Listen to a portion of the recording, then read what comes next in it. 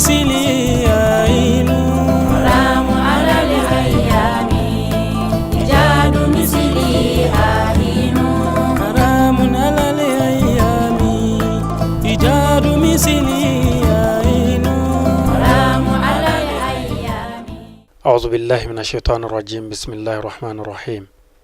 اللهم صل وسلم وزد وبارك ومجد وكرم على عبدك ورسولك سيدي وسيد المرسلين وإمام المتقين وقدوة زاهدين محمد وآله الطاهرين المعصومين.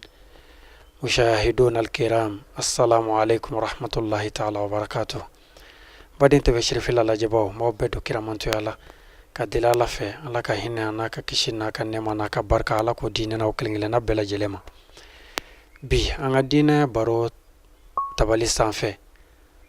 dina baro min ni sanga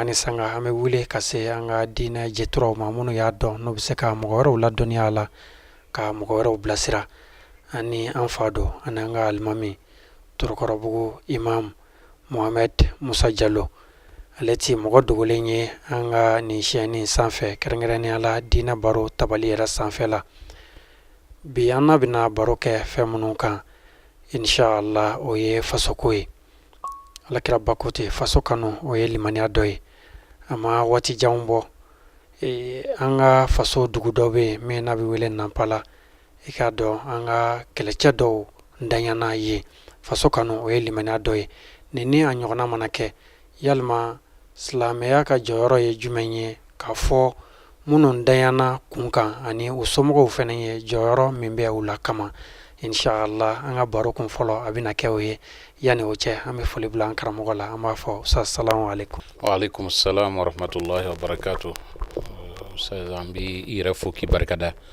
An bɛ tele sirifula lajɛbagaw bɛɛ lajɛlen fo diɲɛ fan 14 bɛɛ lajɛlen na. K'aw yɛrɛ fo a ka cɛsiri la a n'a ka baara n'a ka fasoden ɲumanya la. I b'a dɔn jamanaden bɛɛ lajɛlen dusu kasilen don fɛn min ye an ka jamana sɔrɔ. N'o de ye an ka sɔrɔsi maa 17 olu ni tora la. N'olu ni tora la o ye ko ye ko min n'a bɛ jamanaden bɛɛ hami. Parce que sɔrɔsi ye maa jumɛn ye? Maa min y'a kanu ka ale y'i sen bɔ k'a ka diɲɛlatigɛ di jamanadenw ma. A fa bɛ yen a bɔra a fa kɛrɛfɛ, a ba bɛ yen a bɔra a ba kɛrɛfɛ, a musow bɛ yen a y'a muso ye k'a to yen, a ye tedaga ye k'a to yen, a ye denmisɛn tɔw bɛ min na a y'o bɛɛ ye k'o to yen k'a fɔ ne bɛ taa si kungo kɔnɔ si cogo jugu la, dayɔrɔ jugu la yaasa k'an ka faso kuma bɔ. N'i y'a ye anw b'an da ka sunɔgɔ yan, n'i y'a ye anw bɛ seli an ka misiriw kɔnɔ lafiya la, n'i y'a ye anw bɛ hakilisigi la dugu kɔnɔ yan, c'est que an b'a dɔn juguw bɛ jamana yɛrɛ kɔnɔ mɔgɔ dɔw de donnen don an n'u cɛ. Sinon u sago tɛ an bɛ cogoya min na bi, hali n'an yɛrɛ bolo an bɛ cogoya min na bi an tɛ ala tanu n'a ye. Mais silamɛ bɛ ala tanu lahalaya bɛɛ lajɛlen na. Mais olu fana donni an n'u cɛ o de b'a to an bɛ se ka sunɔgɔ. Ko ni ko y'olu sɔrɔ o ye jamanaden bɛɛ lajɛlen sɔrɔ. Jamanaden bɛɛ kan ka hami o la. Anw ye diinɛ mɔgɔ ye, anw bɛ se ka mun de kɛ o la? Anw kan ka duwawu fɔlɔ de kɛ. Parce que i b'a dɔn adamaden ka si, alakira ko sallallahu alaihi wasallam, murabatatu, i b'a dɔn a bɛ fɔ maa minnu bɛ si ka frontière kɔlɔsi, a bɛ f'olu de ma ko al-murabituna fi sabilillah. Alakira ko a ko murabatatu yawmin wa laylatin fi sabilillah khayrun min ad-dunya wa ma fiha. Yɔrɔ dɔ la a b'a fɔ murabatatu laylatin fi sabilillah khayrun min siyami shahrin tatawwa. A ko maa ka su kelen si frontière la i bɛ ka don jugu ani jamanadenw ni ɲɔgɔn cɛ, jamanadenw kisili kama. A ko o ka di ala ye ka tɛmɛ diɲɛ n'a kɔnɔfɛn bɛɛ lajɛlen kan. Maa min mana diɲɛ bɛɛ kɛ saraka ye, maa min bɛ frontière la ka juguw kɔlɔsi u kana na dangari kɛ jamanadenw na, o tigilamaa ka baraji ka bon n'a ye. Hadisa wɛrɛ la a b'a fɔ maa min bɛ si su kelen dɔrɔn sili, e bɛ ka i ka jamana dancɛw kɔlɔsi juguw kana bin a kan, baraji min b'o la ala fɛ o ka bon ka tɛmɛ maa min ye kalo kelen sun barajini kama. Sunkalo tɛ dɛ, maa min ye kalo kelen sun, maa min y'a décider ne bɛ kalo kelen sun ala ye ka baraji ɲini. Maa min bɛ frontière la n'a tigilamaa ye silamɛ a b'a fɔ ashhadu an la ilaha illallah wa anna muhammadan rasulullah, parce que silamɛya ko bɛɛ daminɛ n'o ye. O tigilamaa ka baraji o y'o ɲɔgɔnna ye. donc an b'a fɔ an dɔgɔw n'an den minnu sara ninnu ye u ni di jamana de ma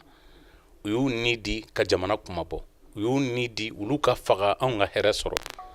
ni juguw nana bin olu kan n'olu tor'o la d'abord u bɛ don seyidusuya hukumu kɔnɔna la parce que ala kɛra don dɔ la a ye sahabaw ɲininka a ko man hum shuhada'u ummati ne mantonw la seyidusu ye jɔn ye olu ko ala kɛra man mata fi sabilillah fa huwa shahid ni maa min sara jihadu kɛyɔrɔ la o tigilama de ye seyidusu ye ala kɛra k'u ma ko izan shuhada'u ummati izan la qalil ni maa min sara jihadu kɛyɔrɔ la n'o dɔrɔn de ye seyidusu ye o kuma la ne manton seyidusu bɛ dɔgɔya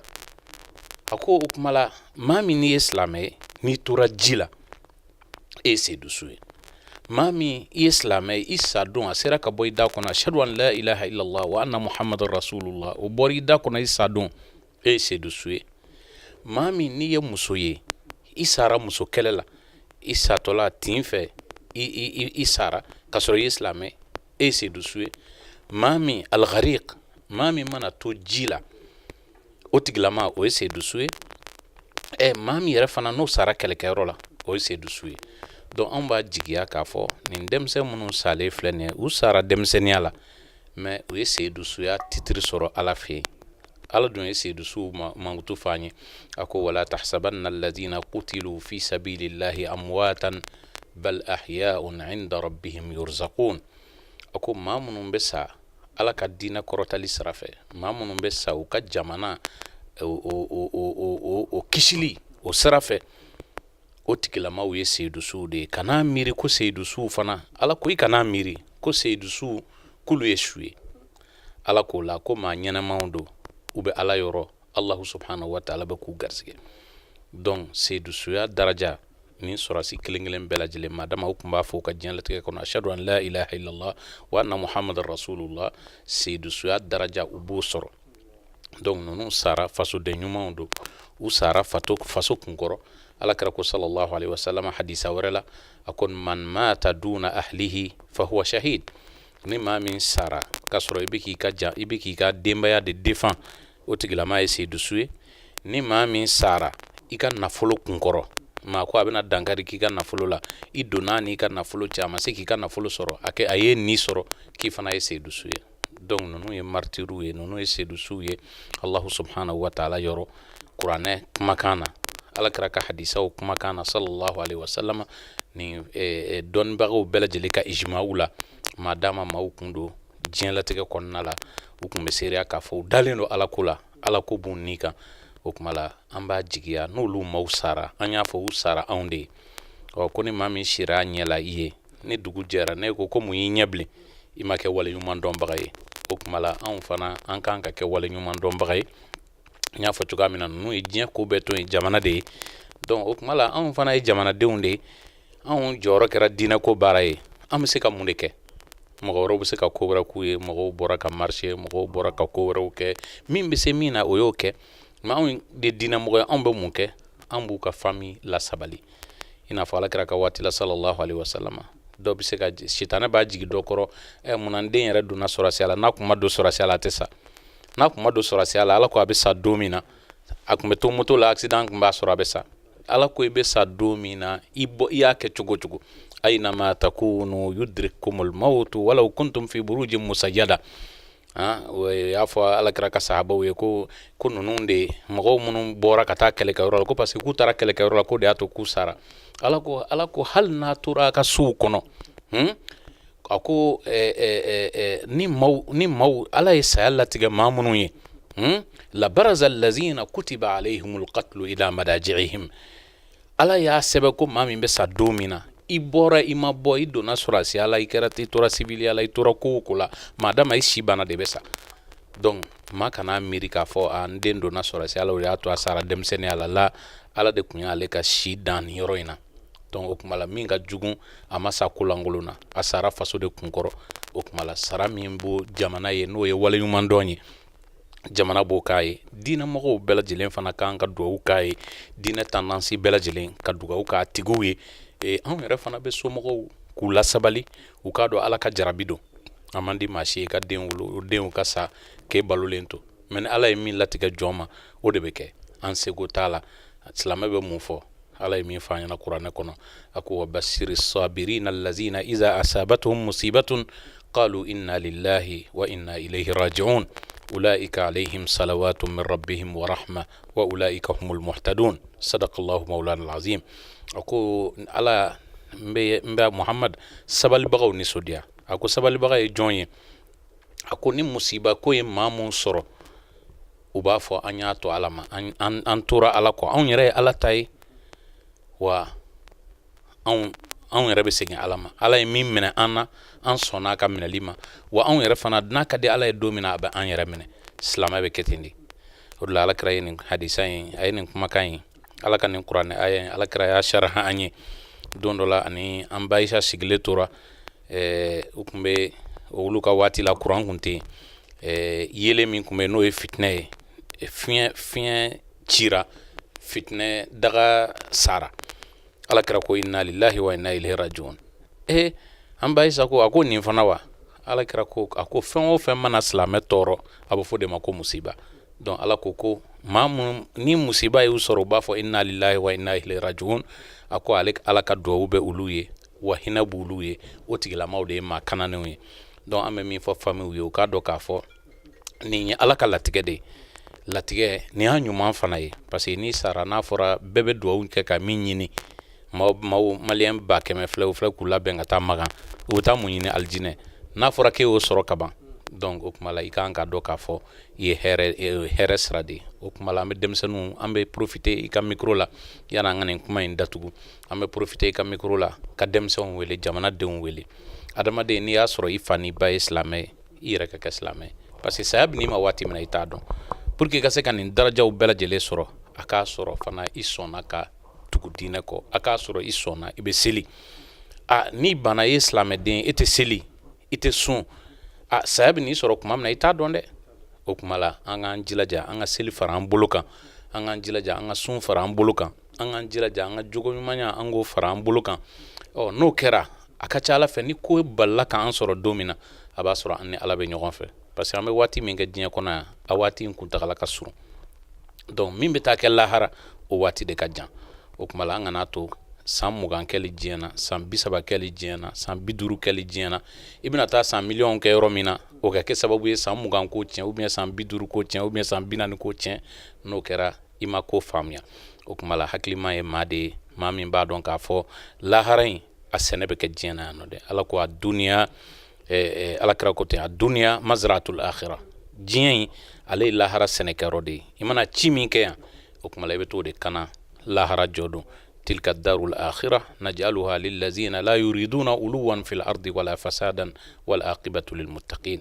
والله رجودو على كوكابا دي مودما ما منو ما يربايا نيني ادمادين توكا ما منو ما يادا ادمادين تو سانفه ما منو ما كتشين لكلا دو كلو سانفه ما منو ما كنغنا مو كبلا دو كلو سانفه على كوكالي با جن لاتكين ابا نيوما ابا دولو دما wa ko ko labanko nyuma ko ya ala nya sranya bawde tay ambe allah taala dili ala kan fara ala nya sranya bawkan donc kibariya min kumbe folo ka se an balmaw munu sara nampala an dew munu sara an dogo munu sara an mali sorasi munu sara ka duwaw kuye ka barkada kuye ku ni yoro min be allah subhanahu wa ta'ala fe ko fuye ani ka kuma u ka dembaya fe ka dembaya u faw nu baw nu muso ku ladi ka sabali fuye u ka do ka fo ala de latige ala mana min latige islamama i ka soama i ka fo yere ala tay wa kadi ala ye na kada yere abitani yere atarani mi i ka to ale allah ta'ala bulu no de kera ala ba ko sabali dima o kuma la ka ala deli a ko sabali ala ko di jamana ma ya rabbi nunu ala kana sura si wara ni bone nunu tayin ko fe insha Allah ala ka jamana kisi ala ka jamana dum bela jelen kisi alhamdulillah rabbil alamin bade te shirfi la jabo na kila ya fami sura sisa munun tayana kuto dine kulun kono o ka donga fo tayana ni bunya mi ani tayana ni jala mi jala deninte ala ka qur'ana kono jala deninte ala kirabba ka kuma nona anga chakoroba nanga imami abora ka unyi rofo anye sisa atla ka anru muno la donia amuno mbu kofe amse ka sabali ta chugomi ani ka dina in sira nyuma mine ay ambla sira ne oye amba dili ala ke heraka nai ni oborai femme mitkola o de ye an balima silamɛ wɛrɛ minnu bɛ Turki kɔnɔ a ma dogo maa si la k'a fɔ waati kɔnɔna na mankan misɛnninw tun bɛ yen dekun bɔra a kɔnɔna yɛrɛ la o kumana fɛ silamɛ a kan ka hami ni a silamɛ ɲɔgɔn kungo ye ni dekun bɛ i silamɛ ɲɔgɔn ka so n'a y'a sɔrɔ la i dan bɛ alakiraba ka cili la i k'a dɔn k'a fɔ i yɛrɛ sunɔgɔ cogo a bɛ sɔn ka tiɲɛ a bɛ fara i yɛrɛ hami dɔw kan o kumana fɛ olu ye an ka diinɛ ɲɛmɔgɔw ye bilasiralikan jumɛn b'u bolo ani ladilikan jumɛn b'u bolo ka se an balima terikiyɛn ninnu ma ani o kanuɲɔgɔn minnu bɛ yen ani an yɛrɛ minnu bɛ an ka jamana kɔnɔ yan. Alhamdulillah Ustaz Bagayogo an b'i fo k'i barikada i b'a dɔn ko min bɛ Turki a ma dogo maa si la alakira ko sallallahu alaihi wasallam ko man lam yahtamma bi amri almuslimina falaysa minhum maa o maa i silamɛ ɲɔgɔn ko min b'olu sɔrɔ ni e ma hami n'o ye da la i yɛrɛ tɛ silamɛ ɲuman ye o de kama kibaruya min bɛ yen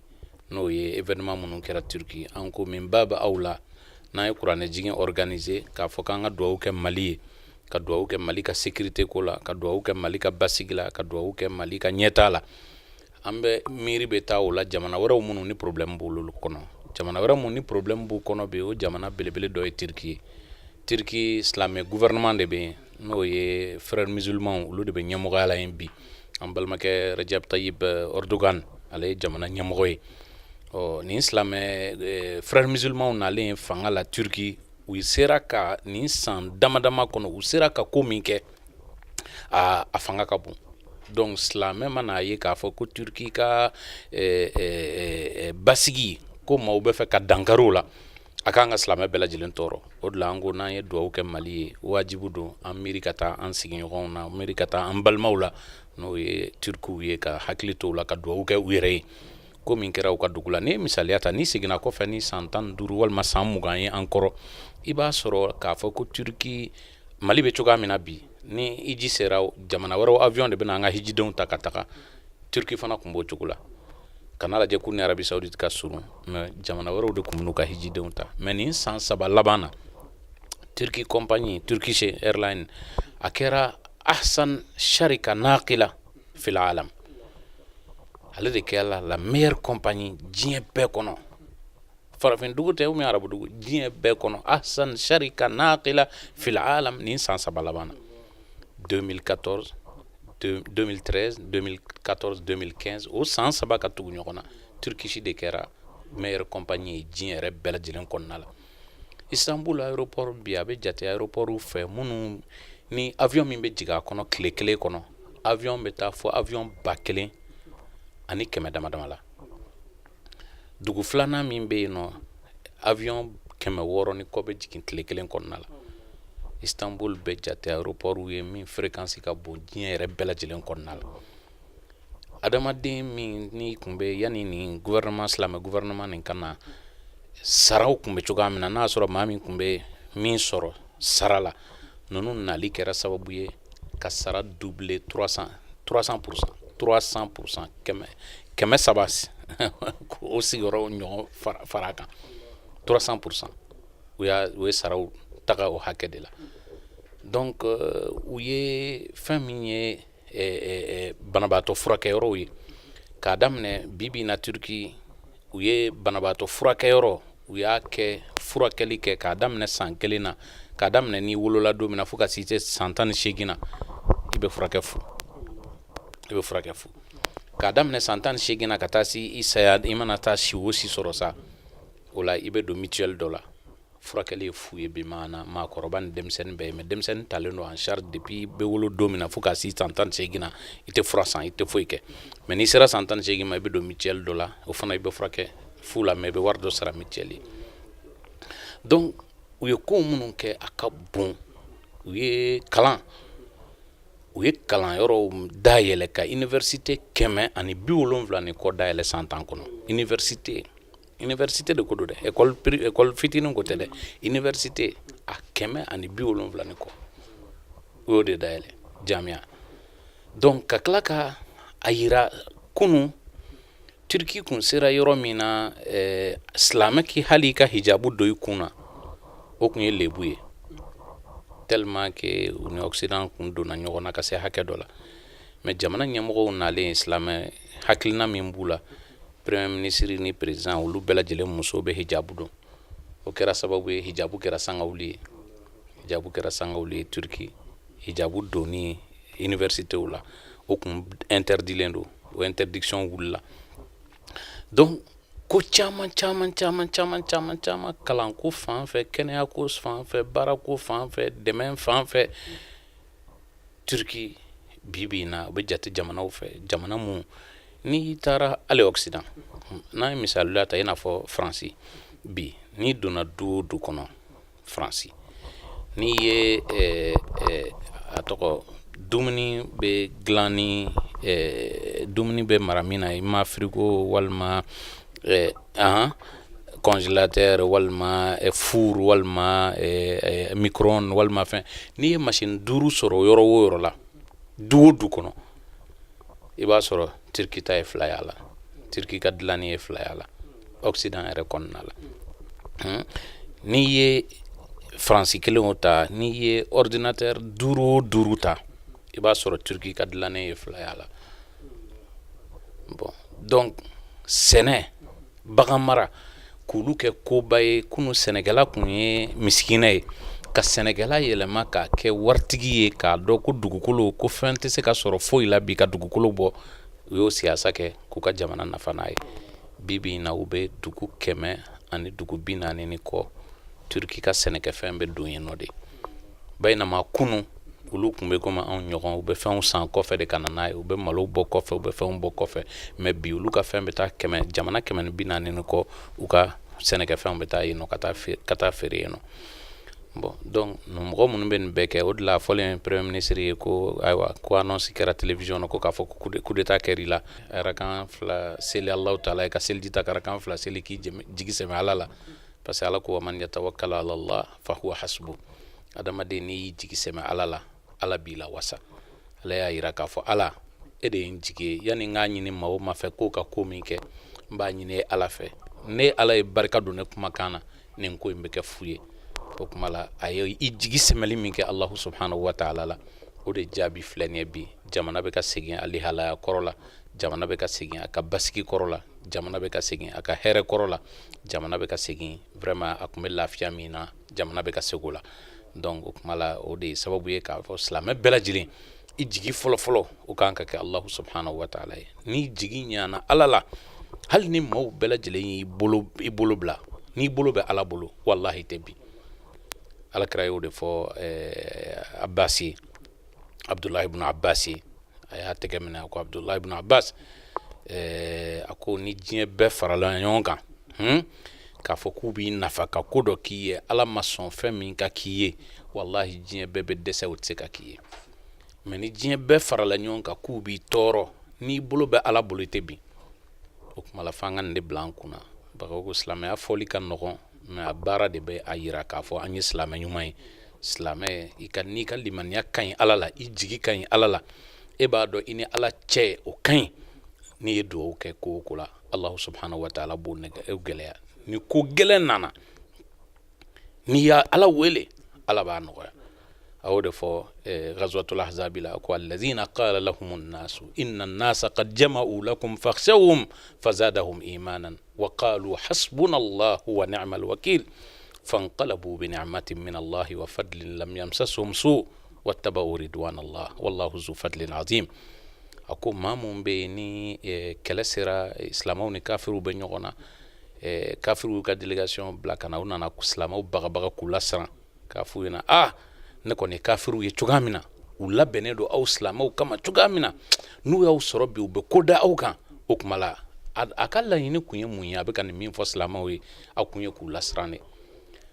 olu fana ko bon kafiru labɛnnen don anw kama d'accord a ko fazadahum imana a fɔlen min kɛ ko kafiru labɛnnen don o kama ale bolo n'a nana o fɔ o de b'a to ninnu bɛ siran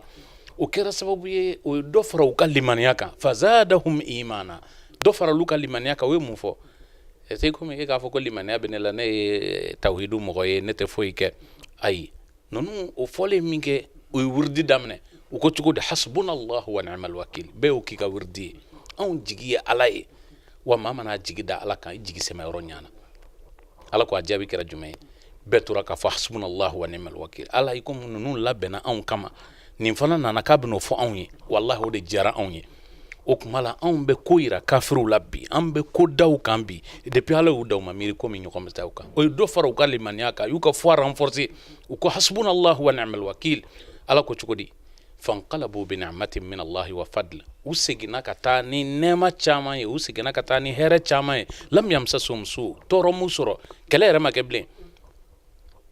bilen o kuma la nin de y'a to silamɛw minnu ye wuridi kɛ k'a fɔ hasbunallahu wa ni'mal wakil anw jigi dara ala kan wa ala maa wasayɔrɔ ɲana maa min ma n'i wasa da alahu taala kan o fɔra min kɛ ala y'a dɔn ko tiɲɛ don kuma dala kuma dɔrɔn tɛ a b'u kɔnɔ ala ko fanqalabu bi ni'matin min allahi wa fadl u seginna ka bɔ kɛlɛkɛyɔrɔ la ni ala ka nɛɛma caman ye ni ala ka hɛrɛ caman ye tɔɔrɔ m'u sɔrɔ wattabaw ridwanallah u tugula alahu taala ka jɛn kɔ allahu subhanahu wa taala ye jɔn ye allahu zu fadlin azim ala ye fɛsɛmantiya batigi ye a ka danfɛnw kan ala ye fɛsɛmantiya batigi ye a ka jɔnw kan ala bɛ mun fɔ ka da nin kan kuranɛ kɔnɔ a ko innama zalikum shaitanu yukhawifu awliya'a a ko nin ye shaitanɛ de ka baara ye dɛ a teriw a b'olu lasiran fala takhafuhum wa khafuni a kana siran iblisa teriw ɲɛ a ye siran ne allahu subhanahu wa taala ɲɛ n'aw siran ne allahu taala ɲɛ a bɛ ko o ko a bolo a bɛ to ko o ko la ne ala b'aw kɔrɔta a tɛ to o la a bɛ jɔrɔ o jɔrɔ ko o ko la ne ala bɛ nɔgɔya don a la n bɛ bolo dari kɛ mɛ o tɛ sɔrɔ f'a ka sɔrɔ adamaden i ka siran allahu subhanahu wa taala ɲɛ fi sarra wa darra i ka siran allahu taala ɲɛ i bɛ nɔgɔya la o i bɛ gɛlɛya la i ka siran allahu taala ɲɛ maaw ɲɛ b'i la maaw ɲɛ t'i la i ka siran ala ɲɛ n'o kɛra ni ko gɛlɛn nana et puis ala kɛra secret dɔ fɔ an ɲɛna sahaba dɔ nana ma ko ya rasulallah n bɛ fɛ n ka kɛ maa ye min ka dugawu bɛ jaabi ala kɛra ko gundo kelen maaw ma bɛ fɛ i ka dugawu ka jaabi gundo kelen a ko o jumɛn ya rasulallah a ko atib mat'amak takun mujaba da'wa i bɛ min dun i kɔnɔ adamaden bɛ min dun i kɔnɔ i jilaja o ka kɛ halala ye kana haramu dun ayi kana kalabanciya kɛ ka nafolo sɔrɔ k'o dun ayi i bɛ fitinin min sɔrɔ n'o y'i halala i wasa dɔw la i k'o dun n'i y'o dun n'o halala de b'i kɔnɔ ni i bolo kɔrɔta ka ala wele k'o ko la ala b'o kɛ mɛ n'i kɔnɔ falen don haramu na ala kɛra y'o de fɔ ko rajulun asghasha aghbar mɔgɔ dɔ bɛ yen a nɔgɔlen don a kunsigi ferekelen don a kɔnɔ falen don haramu na a bɛ k'i bolo fila kɔrɔta a b'a fɔ ya rab wa mat'amuhu haram a bɛ ka bolo fila kɔrɔta ka ala wele kuma min na dumuni min b'a kɔnɔ o ye haramu ye fini min b'a kan na a ma sɔrɔ jɛlenya kan wa ghuziya bil haram ale yɛrɛ i ɲɛ b'a la a ka bon walima a nɔrɔlen don mɛ a nɔrɔla haramu na ala kira ko fa anna yustajabu la ko cogo di ala b'o ka duwawu jaabi ala b'o maa ka duwawu jaabi o kuma la gundo min bɛ yen o de ye k'a fɔ adamaden i bɛ min dun i kɔnɔ n'o kɛra halala ye hali n'o man di ni halala don ka ban o de ka di ala ye n'i y'o dun i kɔnɔ o kuma la i mana ala wele ko o ko la alahu subhanahu wa taala b'o k'i ye o kuma la an bɛ alahu subhanahu wa taala deli ne ni e an bɛ min dun ala k'a kɛ halala ye halala dun ni ala k'an garizigɛw la an bɛ halala fitinin min sɔrɔ ala m'a tora an ka kariya ni o halala in ye ala ka barika don o halala in na an ye an bɛ alahu subhanahu wa taala deli jamana ala k'a basigi an bɛ alahu taala deli jamanadenw ala k'u kanbɛn fitina ya rabbi alahu taala ka a mabɔ jamana in na an bɛ alahu taala deli jamana ala y'a kalifa maa minnu na bi ala ka hakili ɲuman d'u ma u ka se ka décision ɲumanw ta waati ɲuman na décision min n'olu ka hɛrɛ b'a la jamanadenw ka hɛrɛ b'a la jamana yɛrɛ ka hɛrɛ b'a la an bɛ alahu subhanahu wa taala deli n'u ye an ka jamana in fana la bi na o hakilina jugu bɛ maaw fana la ni maa min ye duwawu kɛ hali faamaw ye u b'a fɔ k'i kɛra politiki mɔgɔ ye an karamɔgɔ sheikh ibrahima ɲa senegal a tun bɛ duwawu kɛ senkɔr ye senkɔr tɛ silamɛ ye a ka kalandenw y'a ɲininka a ko o y'a bɔ i ye karamɔgɔ senkɔr min tɛ hali silamɛ bɛ duwawu k'a ye a ko senkɔr ye senegal bateau min bɛ yen bi a direction bɛ senkɔr de bolo donc ni bateau ni kelekura bi n'a kelekula senkɔr bolo e min ye silamɛ y'a kɔnɔ e min tɛ silamɛ ye bɛɛ de bɛ bin o kuma la ne bɛ duwawu kɛ senkɔr ye n t'a k'a ye ko parce que senkɔr don n bɛ duwawu k'a ye parce que ale de ye senegal ɲɛmɔgɔ ye bateau in a direction b'ale de bolo n'a tilenna n'ale ye silamɛ o kafiri o chrétien o n tɛ foyi la o bɛɛ bɛ nin yɔrɔ sɔrɔ a kɔnɔ mɛ n'a jɛngɛnna n'a ye an bɛɛ bɛ halaka a kɔnɔ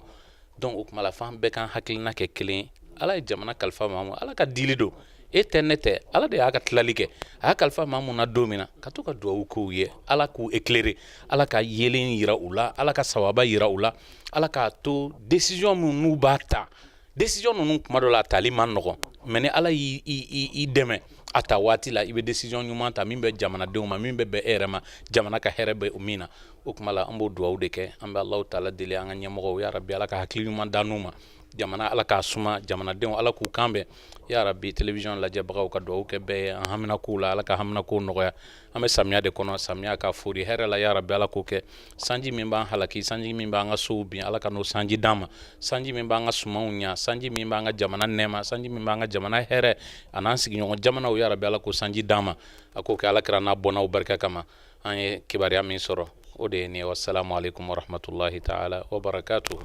Alhamdulillahi rabbil alamin baden tɛ bɛ sirifila lajɛbaw an y'aw ladɔniya k'a fɔ ni ne tun ye an fa ye an'an ka alimami an'an karamɔgɔ Imam Muhammad Musa Jalo Torokɔrɔbugu alimamintu a bɔra sisan ka bilasirali kɛ an ye gɛlɛya min ne a y'an sɔrɔ Nampala an balima minnu ni u tora ye mɔgɔ 17 jamana kɛlɛcɛw la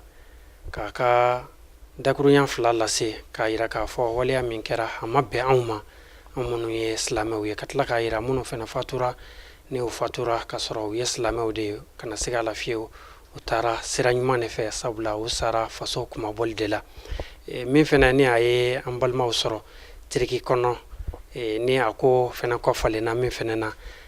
a ye bilasiralikan minnu sɔrɔ ka di an ma o de kɛra nin ye o la an bɛ u bɛɛ lajɛlen fɔ Mali kɔnɔ ani Mali kɔkan aw minnu sɔgɔlen bɛ an na nin waati in na ala ka hɛrɛ k'an n'aw ye aw k'an bɛn sigida wɛrɛ ani an karamɔgɔ Muhammad Musa Jalo sigida wɛrɛw la a bɛna bilasirali k'an ye walanda wɛrɛw kan min tɛ nin ye yan'o cɛ an b'a fɔ aw k'an bɛn wa shukran.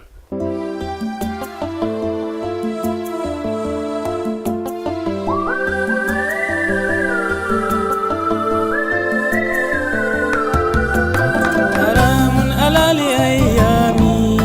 إيجاد مثلي